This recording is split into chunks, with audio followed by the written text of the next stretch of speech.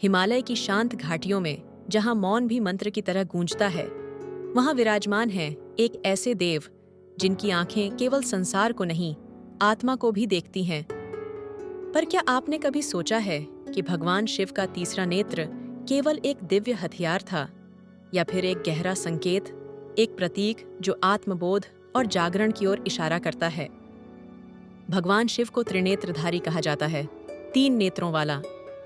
2 नेत्र हमारी तरह संसारिक देखने के लिए, और तीसरा जो खोलता है सत्य की दृष्टि।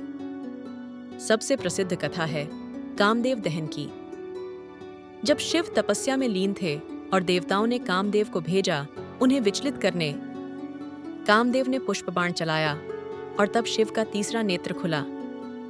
तीव्र अग्नि से कामदेव भस्म हो गए। पर इस घटना का अर्थ केवल विनाश नहीं था, यह था वासना पर विजय। तीसरा नेत्र केवल शक्ति नहीं, जागृति का प्रतीक है। यह आज्ञा चक्र का प्रतिनिधित्व करता है, जो हमारे मस्तिष्क के मध्य में स्थित होता है। यह नेत्र देखता है वह जिसे सामान्य नेत्र नहीं देख सकते: सत्य, ऊर्जा और चेतना।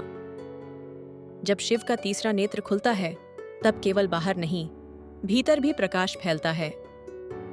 एक बार अंधकासुर नामक राक्षस ने पार्वती मां पर बुरी दृष्टि डाली।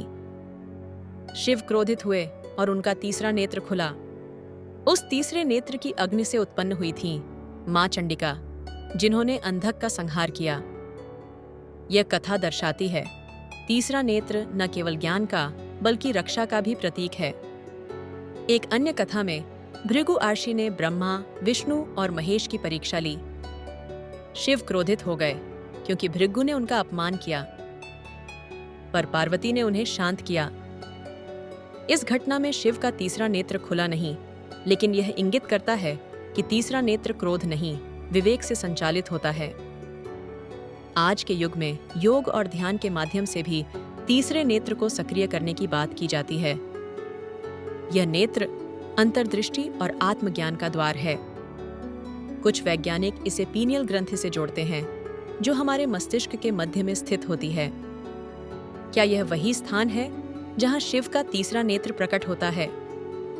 तो क्या शिव का तीसरा नेत्र एक काल्पनिक शक्ति है, या फिर यह एक आंतरिक आंख है जो हमें अपने अंदर की सच्चाई दिखा सकती है? जब यह नेत्र खुलता है तो माया, अहंकार और वासना जलकर नष्ट हो जाते हैं। तभी तो कहा जाता है, जो शिव को देखता है वह कुछ नहीं देखता, जो स्वयं को देखता है वही शिव को देखता है। शिव का तीसरा नेत्र सिर्फ एक कहानी नहीं, ये एक चेतावनी है, एक आमंत्रण है कि हम भी अपने भीतर झांकें, क्योंकि असली विनाश बाहर का नहीं, बल्कि अज्ञानता, भ्रम और मोह का होता है। और यही है तीसरे नेत्र की असली शक्ति।